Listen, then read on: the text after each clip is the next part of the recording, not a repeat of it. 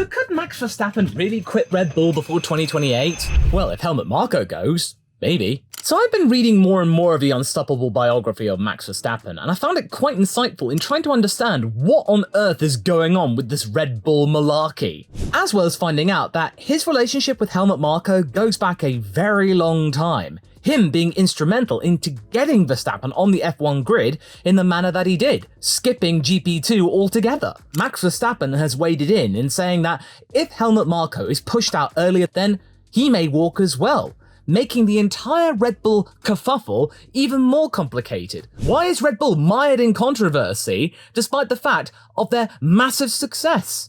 Or is this something ingrained in the team's DNA from the very beginning? Now we're in the situation that despite all their success together, Max could leave Red Bull for somewhere else. But would he though? Or would he actually use his influence to try and steady the ship? The relationship that Max has with Red Bull isn't as lovey-dovey as you might think, despite all of the stuff you hear on the radio. Had things gone another way and they weren't as successful, he could have left for somewhere else that would have actually given him the tools that would have actually brought him to all of that title glory. Helmut Marko, for years, was constantly trying to get Max Verstappen onto the Red Bull Junior program and get them actually on the Red Bull sphere of influence, but Jos Verstappen, acting on Max's behalf, kept rebuffing him to try and get the terms that were actually suitable and juicy for a path into Formula One with Max Verstappen and his team in control. Because, obviously, Jos Verstappen spoke from experience, because his path to Formula One led to him being the second to Michael Schumacher, him being iced out of any changes because Michael Schumacher was dominant in that regard. Things didn't work out for him, and he ended up basically driving for the likes of Arrows and Minardi, and let's just say he didn't want the same thing happening to his boy. You might have actually seen Max Verstappen driving for Mercedes eventually.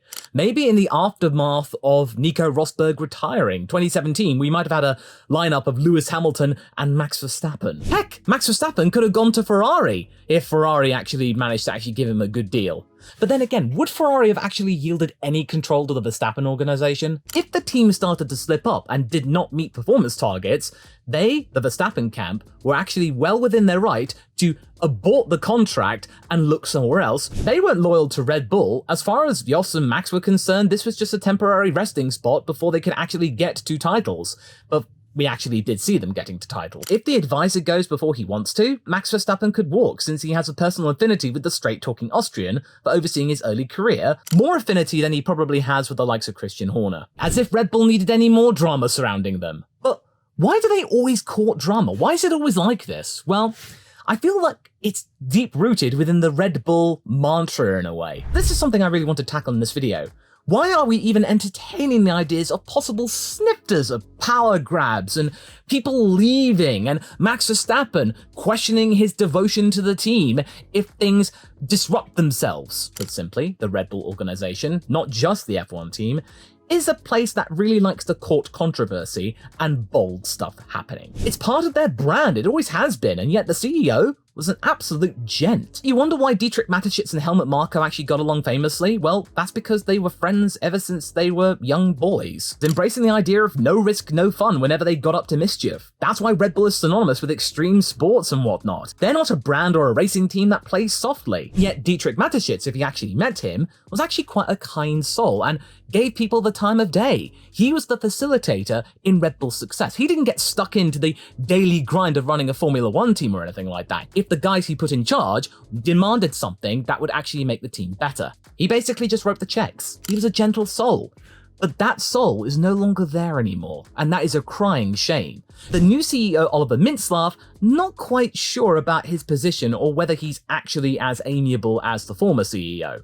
He's quite keen for change, disruption, and therefore, this could be destabilizing the Red Bull racing team even more so. This tends to happen when you get a change at the top. The last couple of months, the team has been mired with talks of coups, power grabs, discord amongst the board, Helmut Marko making wild comments in regards to media and Sergio Perez, and then Christian Horner gaining more and more influence over the second Red Bull team, putting in Peter Bayer, a former FIA employee, as the CEO of AlphaTauri, rubbing up Helmut Marko the wrong way because that used to be his little thing along with Franz Tost. They had a thing about bringing in Red Bull Junior drivers. Marko had a pet project there, and now that's seemingly being being taken away from him. So, of course he's feeling vulnerable. He's making all of these wild comments about Sergio Perez and other things about Red Bull and Formula One because he's trying to remain relevant. He's now seeing his world completely fall apart. His friend at the top's gone. He's got no one left. He's sensing danger. So despite the success that Red Bull's found itself in lately, mainly off the back of Max Verstappen's talent, there's now this moment that you're feeling that Red Bull is sort of changing,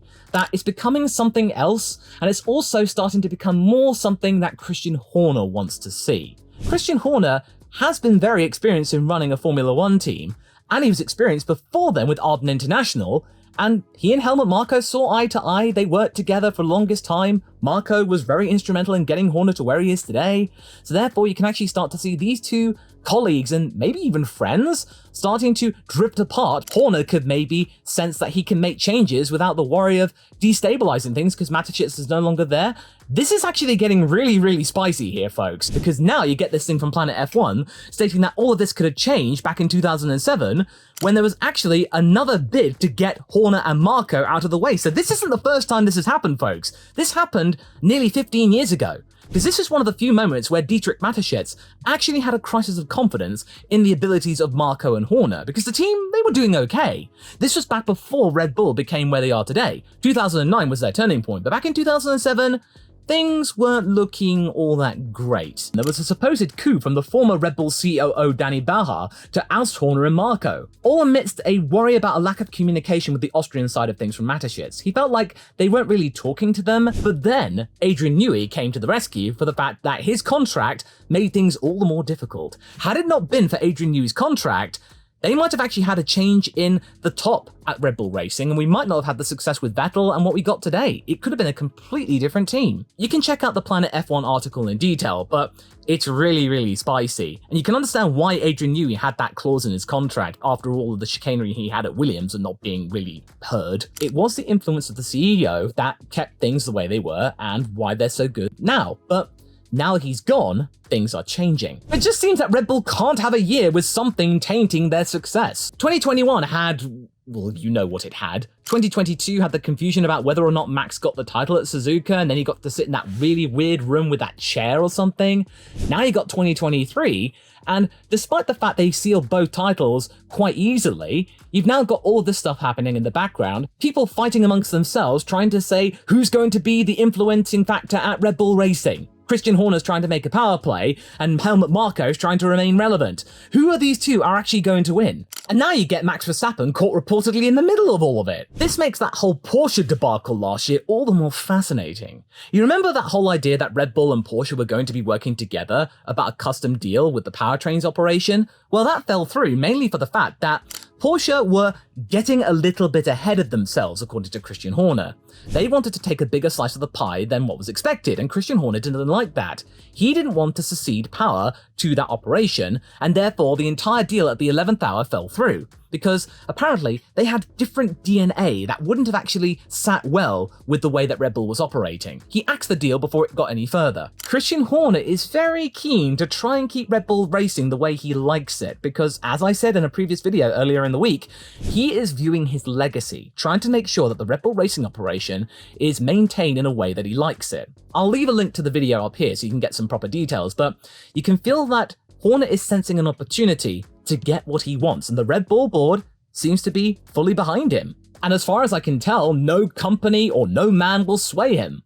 Unless that man is Max Verstappen. Max is the key to stabilizing the entire situation. He might not have been as much of a key back in 2020 when he didn't have any world titles, but now he's got 3 of them with Red Bull.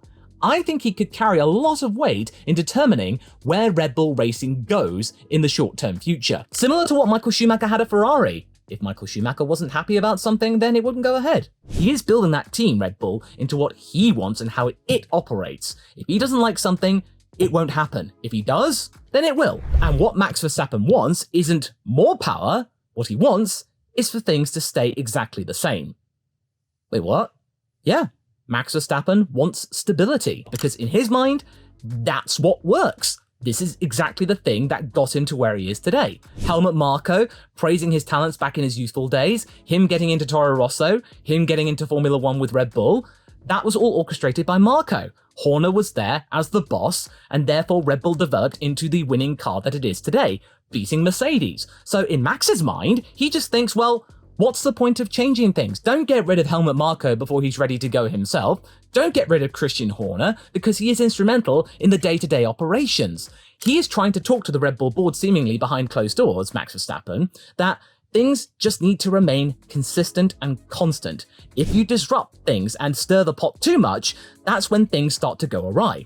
And I think this actually might be the critical factor in keeping both men in their jobs and Red Bull as successful as they are now. Because if Max Verstappen isn't happy about something and it goes ahead anyway, say for example, Christian Horner leaves or gets pushed out, or he gets a little bit too much more influence and Helmut Marko gets fired, or he chooses to quit a little earlier than he would like to, then Max Verstappen might be thinking, well, this might be the end of the success. Things might change, a wrong person might come on board and disrupt my flow, or might try and manipulate me into something I don't like, and he might just go, as well as his father, okay, all right, fine, I'm out.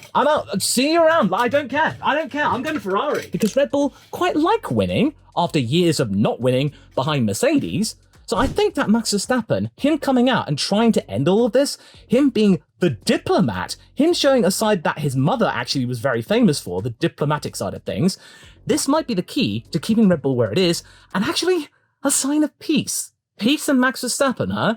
Who would have seen that coming? When Dietrich Mateschitz passed, Max was very, very vocal about how much he actually had a good relationship with the man. He's not just a driver with that team anymore. He is practically the entire team. So that's why I think all of these rumors about Max Verstappen wading in and actually threatening to go if Helmut Marko gets pushed has a lot of weight and carries some substance. All of this drama and bickering is diminishing the act of going racing, which is what Max wants to do most of all. If Max just goes, hey, stop that, we're going to carry on racing and that's what I want to do, I think that's when the tension will actually ease and Red Bull will actually get back into the status quo again, and therefore things will return to normal and they can go into 2024 as they have done over the last few years. I bet you might think this is a complete surprise and this is completely far-fetched, but I think there is some weight here. We shall have to wait and see about this, but I think Max's comments will be the last word. You might be able to tell Red Bull is very, very familiar with courting controversy and problems, much like how Carlos Sainz was pushed out for the fact that he thought nothing was really going to happen with his career, which is something I talk about here